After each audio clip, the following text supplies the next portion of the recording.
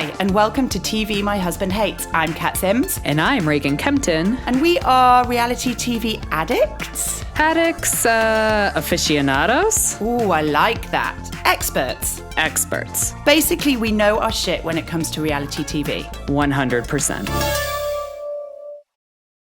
Hey guys, and welcome to another week of TV My Husband Hates. I am here in my office, and Reagan is here in her car. How are you doing, Reagan? I'm good. I brought the ring light today. I'm all lit up in the car, but I'm glad I'm farther away from the computer because you can't see what's going on right here with none of the makeup and the glasses.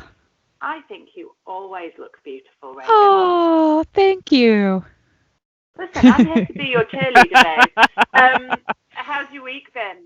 You know what? It's been all right. I had another kiddo stay home sick from school for 3 days. We had to do another COVID test, but he's back in school now because we got another negative. So I think that's just the way this year is going to go. Like any sort of cough or symptoms, we just have to go to the doctor, get a COVID test, and then we can go back to school. So I love the way that you make it sound so easy to get a COVID test. I don't know if you've been following the news, but here in the UK, COVID tests are like unicorns. Really? Oh, it's ridiculous. There's some clusterfuck going on. Nobody's really owning up or fessing up, but there are massive testing centres that are empty with people in them ready to do tests. But when you go onto the government website to get a test, there are no tests. So, nobody can get you just can't get a test unless you pay for it. And that's 130 quid to pay for it. So it's ridiculous. That's crazy. Yeah. I mean, I don't know what the status of, obviously Tatus had 2 in 2 months, so we must have them.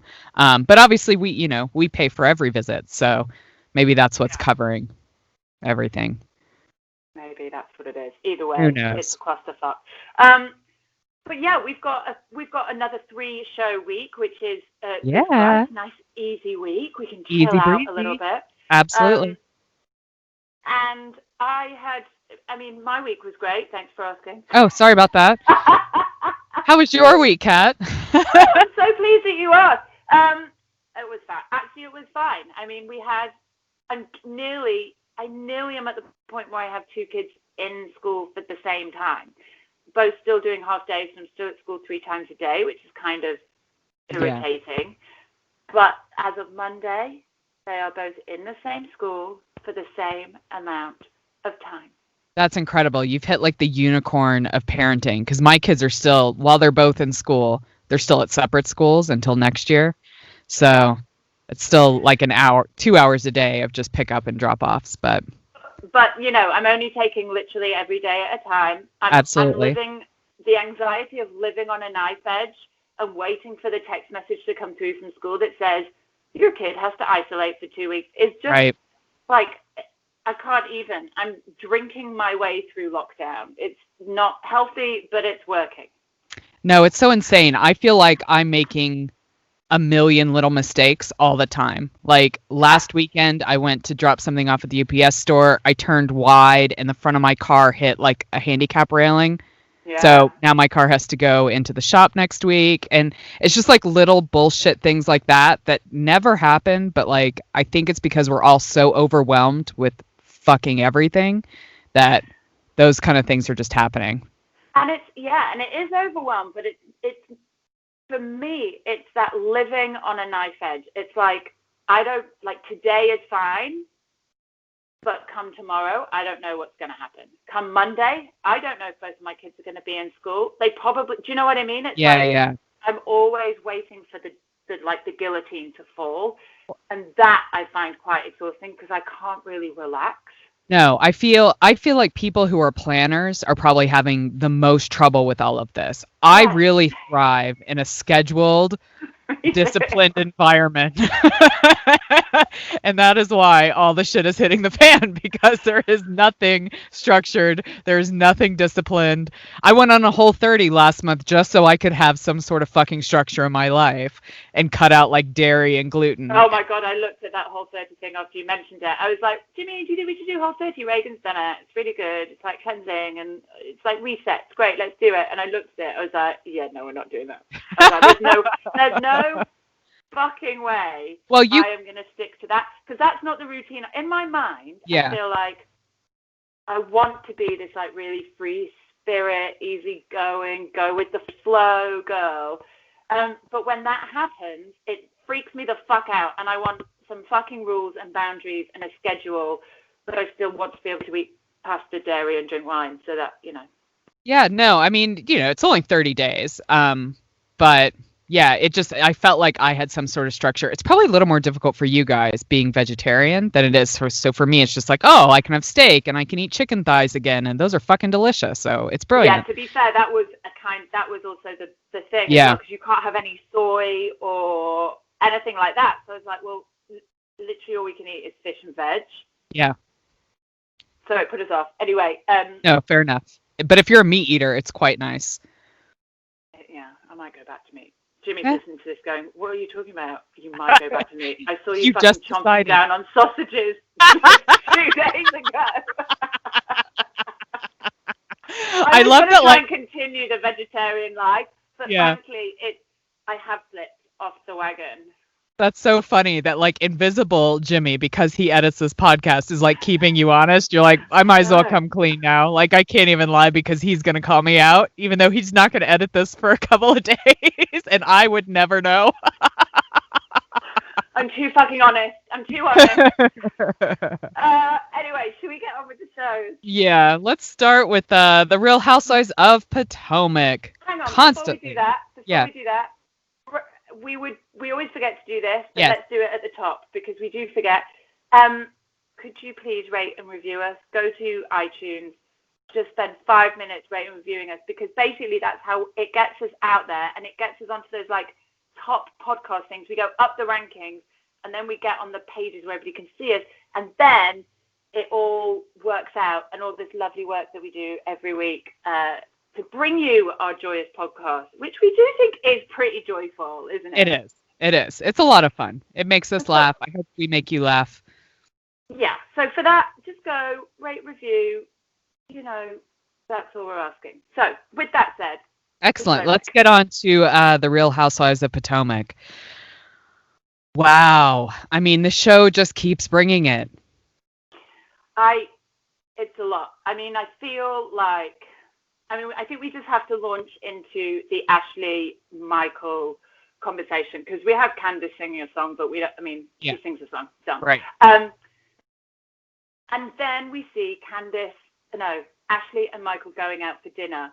And this is obviously like crisis talks, right? This is like a summit has been called, and they are now discussing what is essentially his infidelity. Well, absolutely, because originally it was just going to be a chat about this text message and the stuff that she got, and then this picture hits the tabloids, like we touched on last week. So it's the Camp David, as Americans will get that reference. It's the Camp David talk of Michael's infidelities. The GS Summit.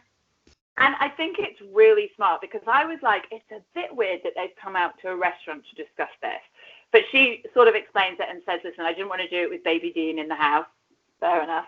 And this may keep us a little bit more civil, right, being out in public. But then somebody on Instagram made the very clever point of saying, also this way, she has got it all on film. Ooh. So I was like, that's really clever, because imagine down the line, right, he does it again and she does leave him, and we have to go through divorce proceedings. She's got all this shit evidenced. Absolutely. No, I didn't even think about that. I didn't. She's a smart cookie. Yeah.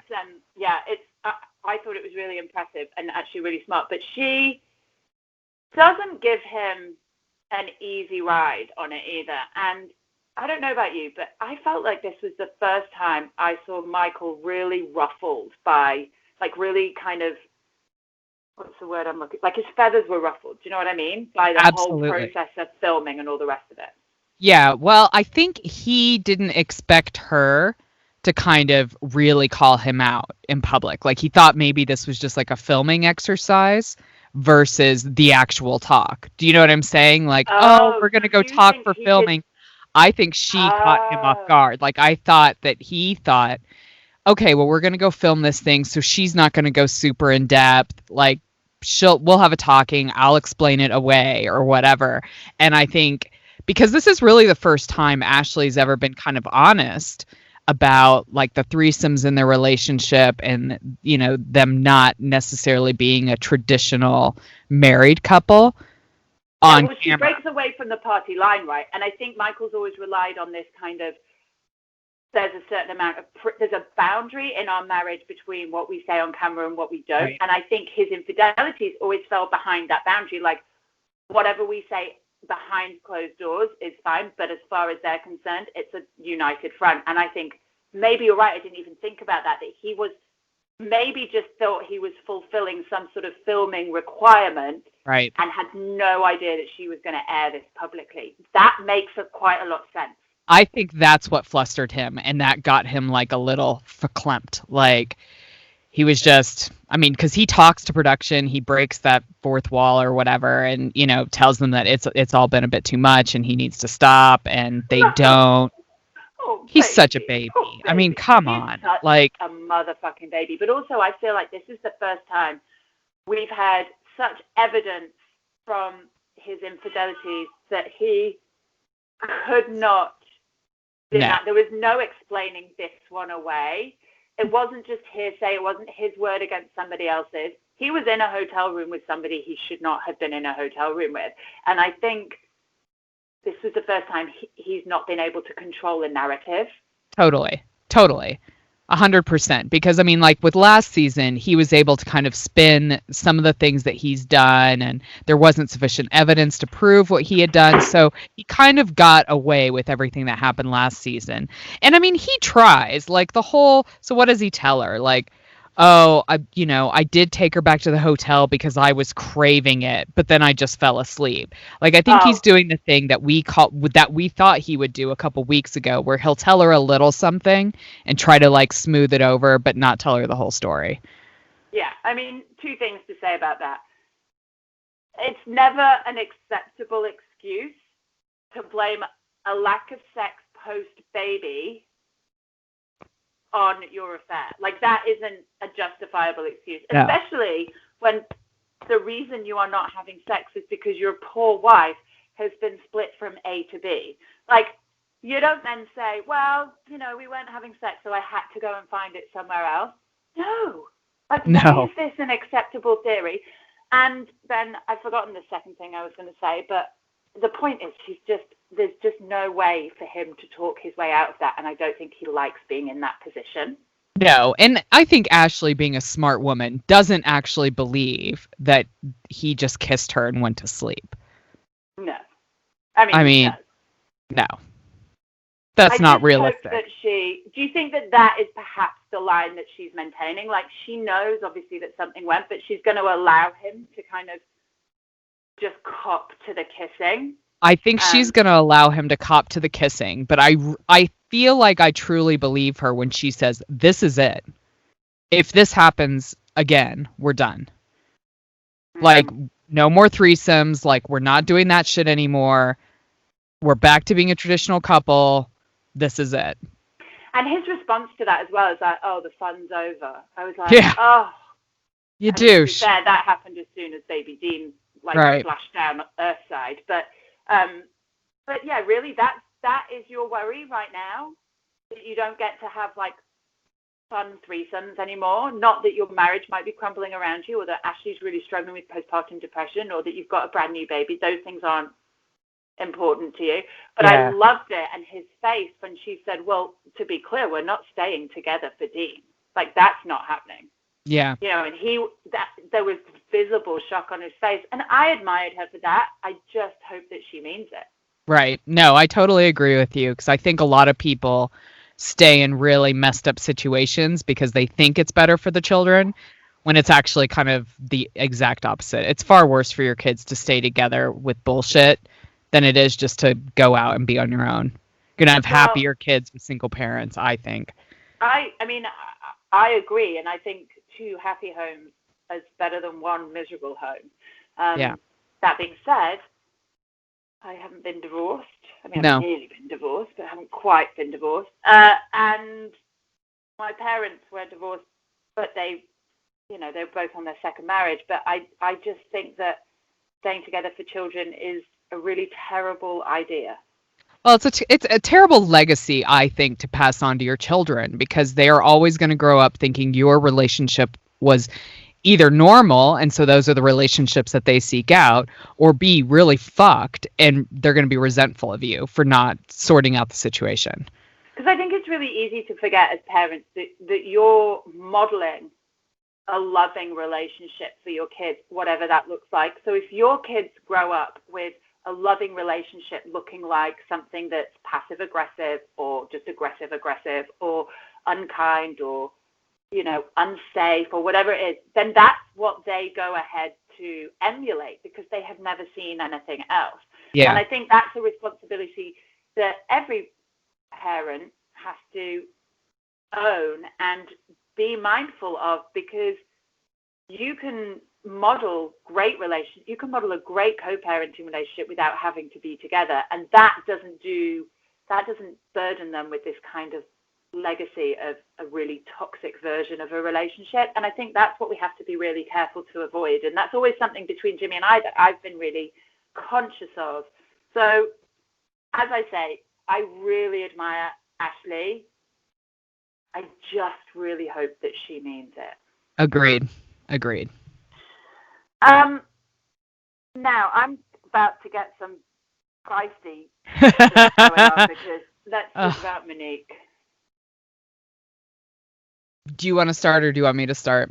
I'm going to start. Go for it. I cannot fucking stand that she has this blog called Not for Lazy Mums.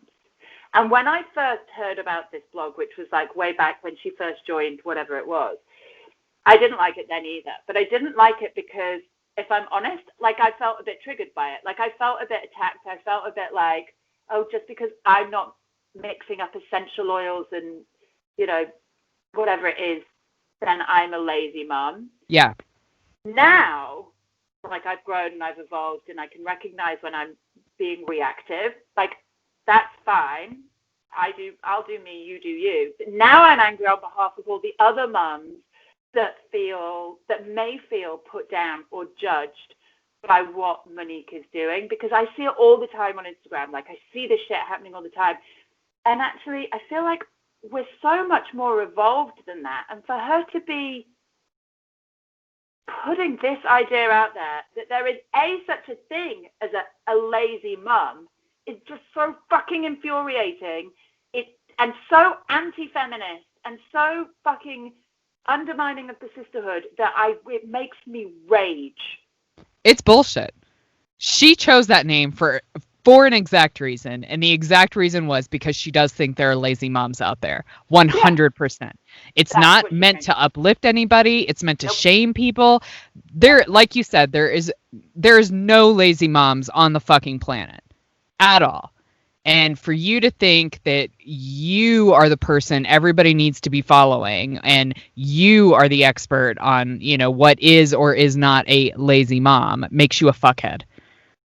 Well, and let's be honest, it's a lot easier to be a Monique mom. It's a lot easier to be mixing up your essential oils and pureeing organic food and fucking potty training your kid and bird at 9 months old, when you've got a shit ton of support and a load of money behind you. Absolutely. There are some mums who are fucking working 3 jobs, and if they have to throw some cowpole down a kid's throat and send them to childcare, then that's what the fuck they have to do, and that doesn't make them lazy mums. And this pisses me off. So, and it's this pitting of women against women.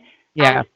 And she's reinforcing this old-fashioned fucking bullshit every time that blog is mentioned, and I can't tell you how angry I am about it. No. I haven't even checked it out. I haven't looked at it. I think I looked at it right when it first came out, which was a few years ago, and then immediately shut it down because according to her, I probably was a lazy mom. But I don't for me, I have to wonder, like, how much of the shit that she's always preaching does she actually do? And maybe this is mom shaming right now, and maybe I'm just as guilty of her for that. But, like, I have a big problem with really successful women who are obviously working their asses off, telling everybody else that they're not doing enough because they're not, like, at home and using essential oils and, like, the organic food and teaching them all themselves and never sending them off. I mean, she doesn't do that. She has help. Of course she does. I mean, I'm just looking at it now. Yeah. You know, I felt like I wanted to. She's got how to make homemade baby food. You go to a store, you buy the baby food.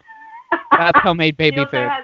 She also has a picture of this woman, I don't know, Erin Washington, who's holding a dumbbell and a skinny margarita with a six-pack that goes on for days, because that's going to make new mums feel fucking awesome about themselves, isn't it? That's so bullshit. It's such bullshit. Homemade Play-Doh. Go to the store, buy the Play-Doh. Yep. How to sneak in exercise on your summer vacation. I don't know about you, Reagan, but I'm more likely to be sneaking in a margarita on my summer vacation. Hell yeah. Fill that flask, baby. Oh, there's a whole section called Maintaining Mummy, which is all about getting mummy back into shape after having a baby.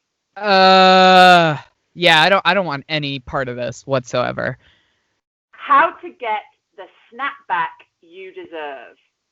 I mean, this shit is dangerous. It's fucking dangerous. And if there are vulnerable new mums on this website, then they're gonna feel like shit. It's fucking wrong. It's wrong. And you know what, Monique? You should know better and you should do better.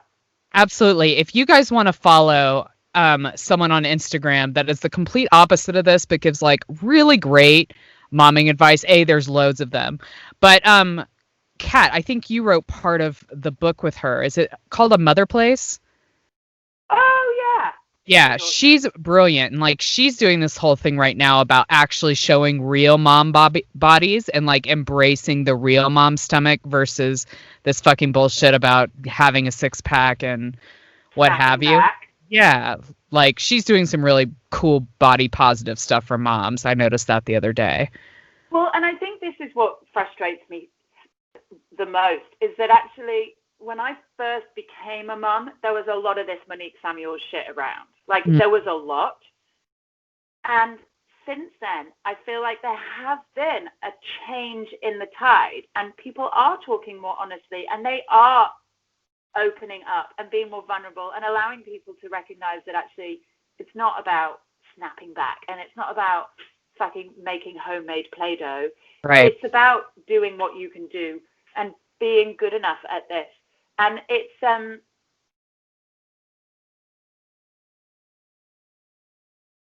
I definitely feel like the tide has moved the other way. And so if nothing else, this kind of shows just how out of touch Monique kind of is with like the new mom culture, because new moms are not this way anymore. Like we're about, you know, just doing what we all need to do. It could look one way for one person. It looks a different way for another. And that's all fucking okay. 100%. And that's what it is. It's just so fucking old school. And it's just bad. You know, let's not go on about it because it's literally sending my blood pressure raging. Right. And it's not helping that she's also being a twat on the show. No, I was going to say exactly. Like, it probably would be different if she was really trying to, like, grow and make new relationships like we've seen Ashley do, like we've seen Candace do, like we've seen pretty much everybody. Giselle, everybody's been trying to have better, more deeper connections with each other, except for Monique. Well, and this is the thing. She's completely blind to the whole thing, and she doesn't want to change. She's so narrow-minded and so judgmental that we're starting to see it ripple out into the friendship group. And I'm, you know what, honestly, I'm as surprised as anybody that this is a side to Monique that we're seeing this season, but maybe it's just that you can only keep that shit hidden for so long before it boils over. And I think we're seeing the real Monique, and I don't like it. I don't like anything about her right now. No, I totally agree. I feel like all those little boxes of resentments that she's been putting on the shelves, like the shelves are full, So shit's starting to fall off and it's starting to come out. And she's, like we've talked a lot about, like, maybe she's feeling a little bit of the overwhelms, and, that's really hard for someone who's so controlling. And I'm sure she's going through all that shit, like with the rumors and with all this stuff. But if this is the real her, like, I'm so not interested. Well, and I appreciate you trying to give her some credit and, perhaps empathize with her. And I don't think you're wrong at all. I think she is suffering from a case of the overwhelms. But let's not forget that this Not for Lazy Mums has been up and running for a long time. Absolutely. Yeah, no, it does not excuse that at all. No, it doesn't. And her behavior, I think, yes, there's something going on. I think there's something going on. But just look at other people. Look at what Robin was going through with Juan and the boys and all of that shit show when they lost all of that money, and she didn't behave like a twat. And look at Ashley. She's going through some quite serious postpartum depression, and she's not even, she's like, it's almost elevating her. Like, it's fucking bullshit that you can behave like this consistently and get away with it, because it's just not nice. And everything, even she's not even nice to Chris when they're walking in the park. The way that she's speaking to him, there's no possibility in her mind that she is even a little bit wrong, or her perspective is out of whack, or not. There's no possibility of that for her, and it's just so awful to watch. Yeah, no, I totally agree with all of that. And I wonder what Wendy would say, because Wendy's kind of dealing with her own kind of choice of life after having a baby as well. Like, I wonder what Wendy would say about the Not for Lazy Moms. I think she would think it's a bunch of bullshit too. I think so too. And this is, I think, what surprises me, that nobody's brought this up to her. It seems so blaringly offensive that I'm surprised that nobody's gone, hang on a minute, do you not have a problem with the title? Implying, yeah. And it's just a bit of a dick move. Maybe somebody did, but she told them they were wrong. I'm almost certain that that's how it went, probably. Right. But yeah, I think Wendy is a different breed. I do think she's suffering from her own kind of overwhelm. And I think this conversation that she has with Eddie about whether or not she wants to go back to work is really interesting, because I think it's something that, I didn't have I was always self-employed, but I can imagine that it's something that anybody who has to go back to an office goes through just at that point. Totally.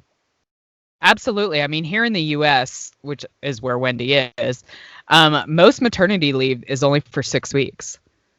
So you're talking about making that decision, when your baby's not even 3 months old, and trying to figure that out and weighing the pros and cons. I think what's interesting about Wendy is, like, this is her third baby, and this is when she's kind of really questioning whether she should go back. So my assumption is she went back to work with each of her boys after that, and that was fine. And maybe with this third one, because she was in the NICU, and it's been a fairly harrowing experience, that she's really kind of reevaluating what's important in her life, whether it is important for her to follow her parents' dreams for her, or maybe she's never really gotten to stop and think about what her own dreams are.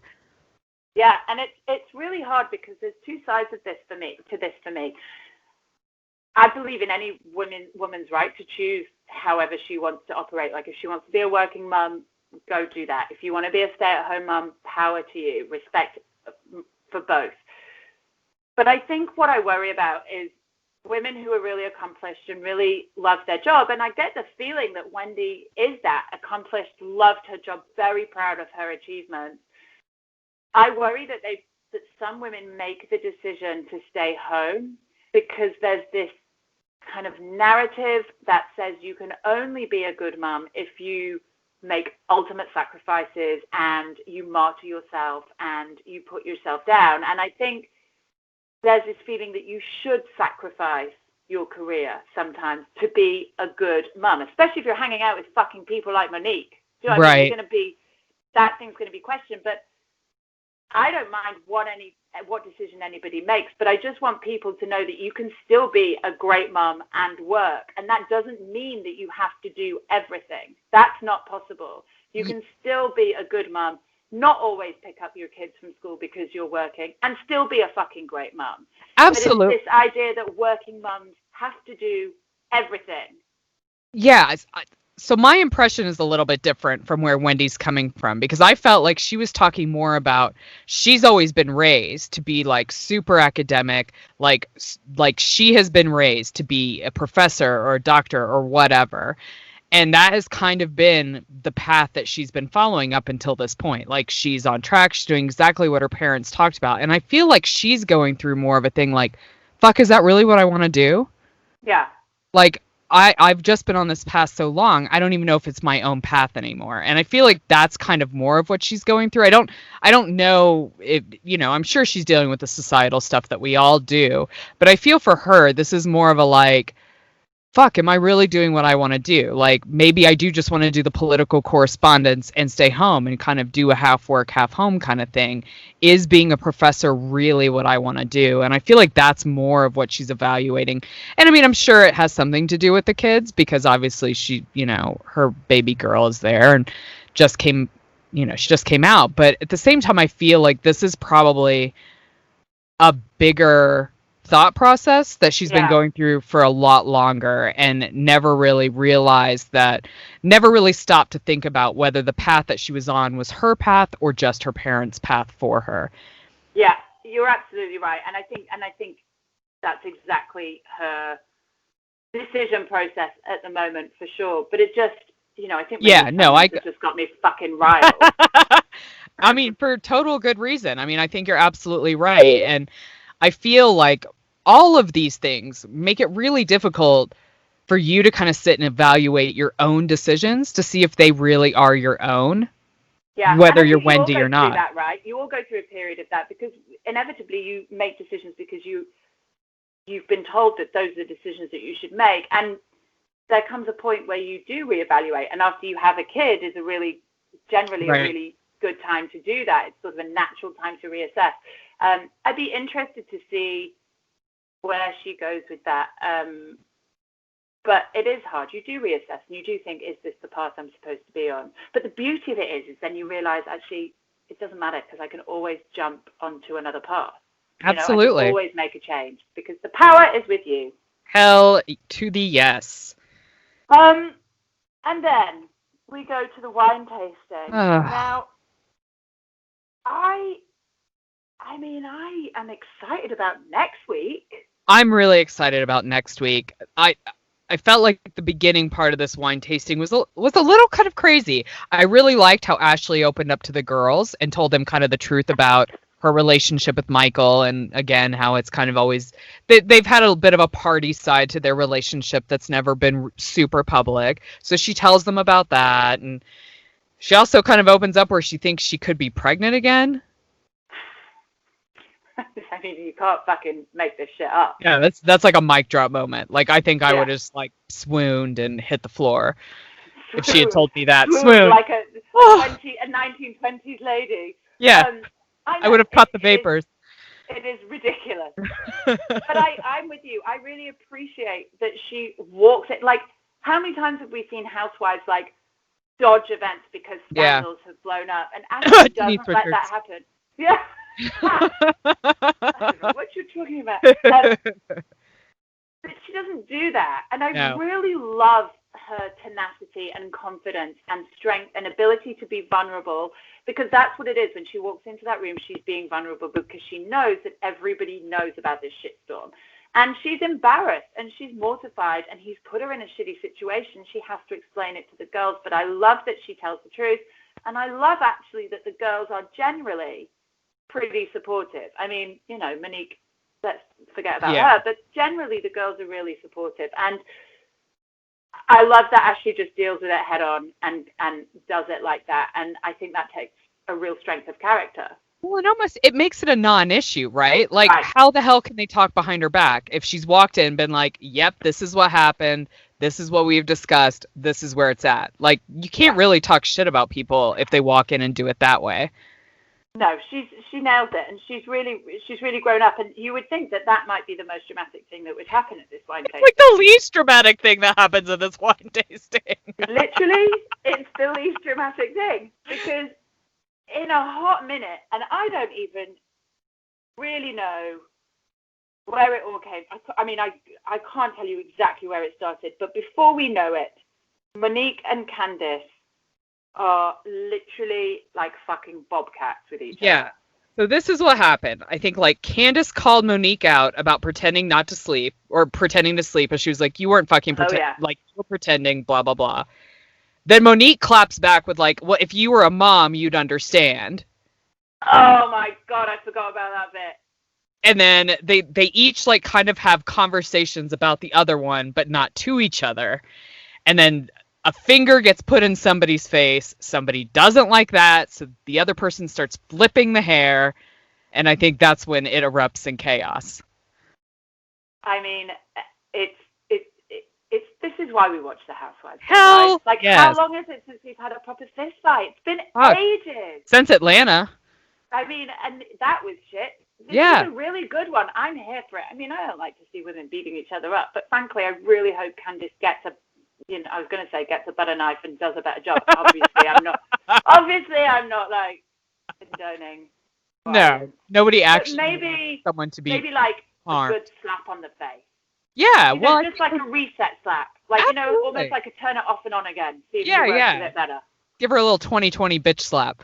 Yeah. That's what we need.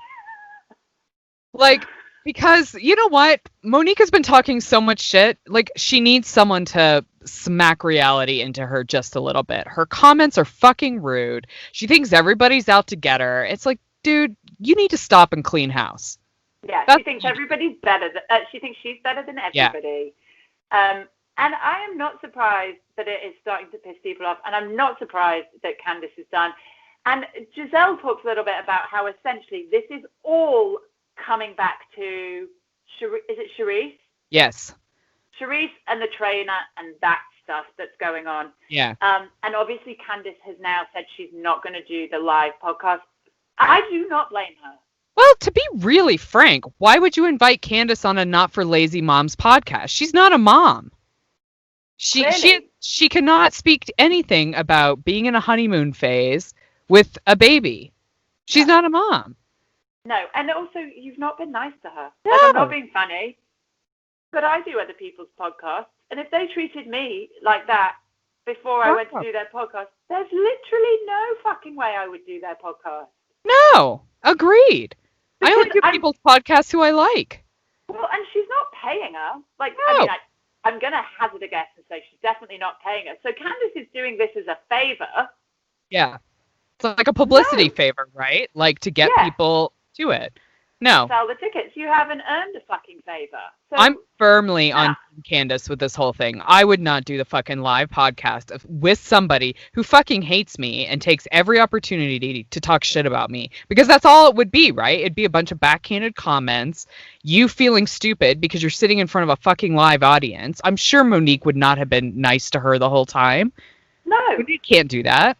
She's not been able to do it. About she hasn't even had a honeymoon yet or whatever right. it is. Like, no, it just baffles me that Monique has the audacity to call Candice unprofessional. Yeah.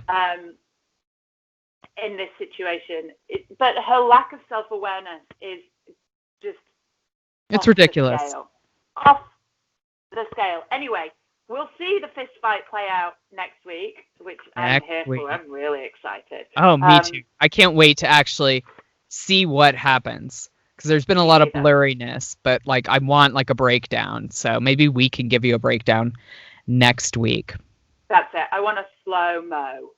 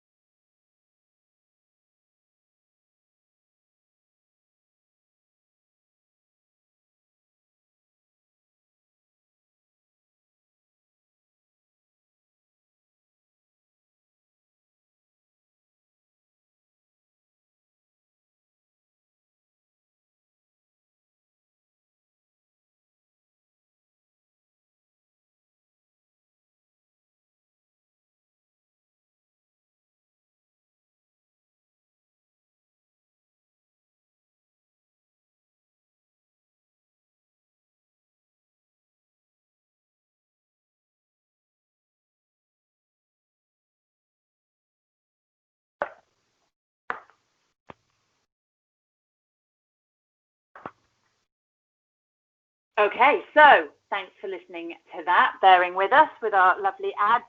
Let's move on to Below Deck Ned. Oh, man. I was going to say there's a great segue about people being fuckheads between Monique and Tom, because it's literally the first thing I wrote on my notes about Below Deck Med. Tom is a fuckhead. I wrote, literally, the first thing I wrote was Tom still being a cunt. Jesus. So we are on the same page. Yeah. I have never seen a grown man be such a fucking baby. You know, like, I get him kind of explode. Like, there's some part of me that kind of gets, like, it was annoying to be woken up to slice up some cucumbers and all that shit. But as a grown-up, you have to let shit go. Like, everything was fucked up. There was no communication. Fine. Done. Move the fuck on. Tom can't move the fuck on. We're going to have to be hearing about these cucumbers until the very fucking last episode. I mean, I don't know if you saw my stories on Instagram, but I genuinely was just like, this is going to be a special episode of polls for Below Deck Med, and it's going to be called What Was Tom Whinging About This Time? And basically it was just pictures of Tom with all the things that he was whinging about, whether it was the fucking fish or the cucumbers or Sandy or early guests or whatever the fuck it was.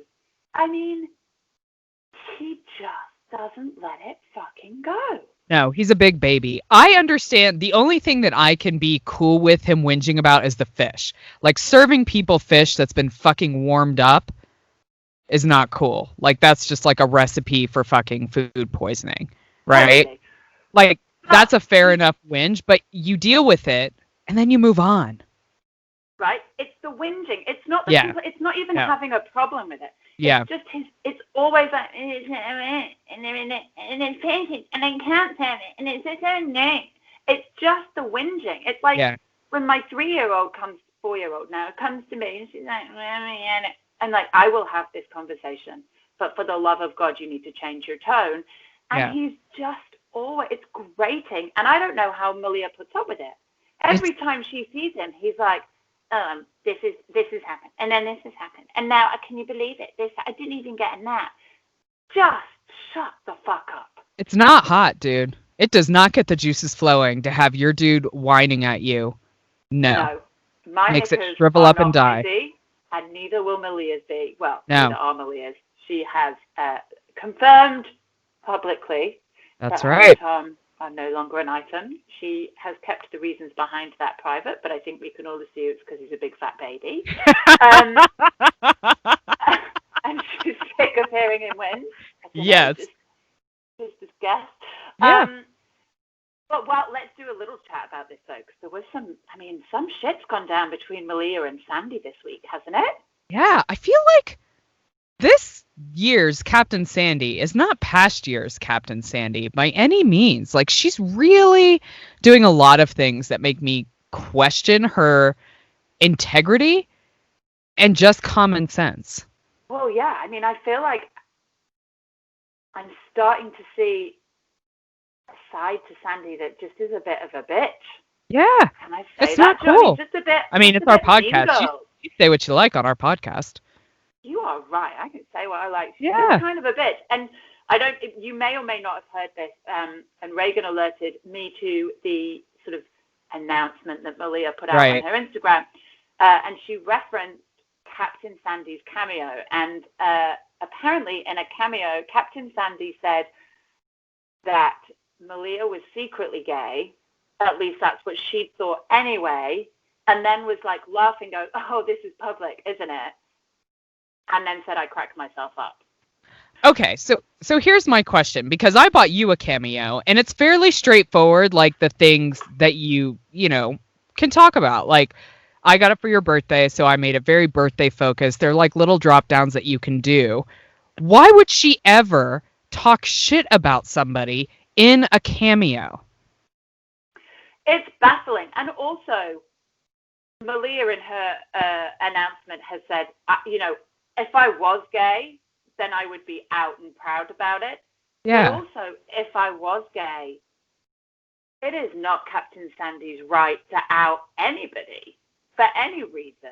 You don't do that. And she's right. And Captain Sandy is gay herself. Like, surely there's some sort of fucking code of conduct that you get on fucking board with when you've experienced this shit. It's fucking human decency. Like, obviously, if you had the, freedom to come out publicly to the entire world whenever you wanted to, that's your choice. That's your decision. I would have thought, as a strong, proud lesbian woman, she would have been like, even if she had thought that, never come out publicly and say it, because if Malia is gay, it's her fucking right to come out when she wants to. But it's like rule 101. Yeah. Of like being gay. You have absolute full control over when and how you come out. That is not anybody else's thing to do. No. So regardless of whether Malia is gay, it shouldn't even be a topic that's in Captain Sandy's mouth. Like, it shouldn't be even on the radar, especially not in a cameo that somebody else has paid her to make for somebody else. It's so fucking weird. Anyway, you can't see it anymore. It's obviously been removed from every single platform possible. But I did get the quotes, which were basically what I said before.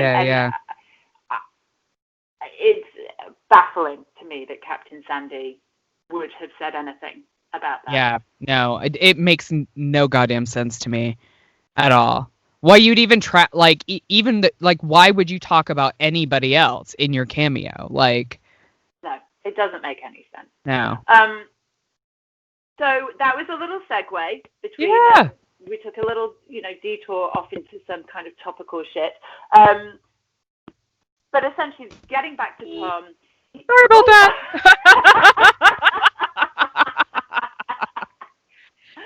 Oh, that's hilarious. I love that you just... That's podcasting from a car. That has made my day. We should incorporate that as some sort of series, like honk your horn if...